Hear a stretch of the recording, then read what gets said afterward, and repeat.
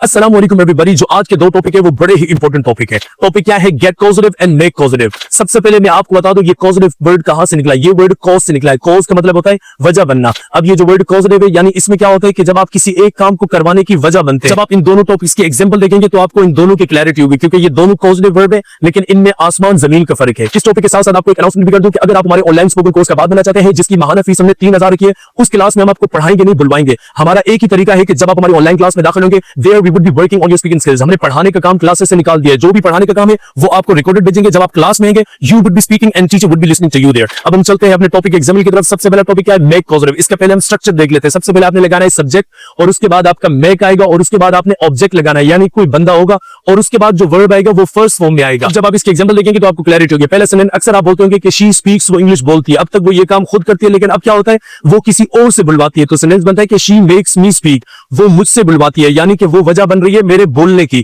तो शी लगाया, उसके बाद मैंने मेक यानी एस फॉर्म लगा देनी है इस मेक कॉजेटिव के साथ। उसके बाद जो ऑब्जेक्ट होगा वो मी, शी मेक्स मी, और जो वर्ब होगा वो स्पीक फर्स्ट फॉर्म में आएगा। तो सेंटेंस क्या है? शी मेक्स मी स्पीक, वो मुझसे बुलवाती है। इसकी दूसरी एग्जांपल क्या होगी कि शी मेक्स हिम पनिश, वो उसे सजा दिलवाती है यानी वो वजह बनती है उसको सजा दिलवाने की। तो आपने देखा पहले मैंने शी लगाया उसके बाद मेक्स लगाया। ये प्रेजेंट इंडेफिनिट में है तो इसलिए इसकी एस फॉर्म लगाई। अब पास में होगा तो मेड लगाए, प्रेजेंट परफेक्ट में होगा तो हैज मेड लगाए। एक के बाद हमने देखा होगा मैंने ऑब्जेक्ट लगाया और जो पनिश है उसकी फर्स्ट फॉर्म लगाई। ये बस याद रखना है कि ऑब्जेक्ट के बाद जो वर्ब आ रहा है उसकी आपने फर्स्ट फॉर्म ही लगानी है। अब हम चलते हैं गेट कॉजेटिव की तरफ। गेट कॉजेटिव क्या होता है कि आपने सबसे पहले सब्जेक्ट लगाना है, उसके बाद आपने गेट लगाना है और उसके बाद जो चीज आप करवाते हैं आपने वो लगानी है और देन जो वर्ब होगा वो थर्ड फॉर्म में होगा। अब जब आप एग्जांपल देखेंगे तो आपको क्लैरिटी होगी। एग्जांपल क्या है कि I get the T made. I subject लगा दिया, गेट लगाएंगे और उसके बाद जो चीज आप बनवाते हैं वो लगाएंगे और उसके बाद जो काम है उसकी आपने थर्ड फॉर्म लगानी है। तो I get the T made, मैं चाय बनवाता हूं। इसकी दूसरी एग्जांपल क्या है कि मैं कमरा साफ करवाता हूं। आई गेट और जो कमरा चीज है तो ये लगा देंगे I get the room clean यानी मैं कमरा साफ करवाता हूं। अब पहले तो मैं खुद करता था,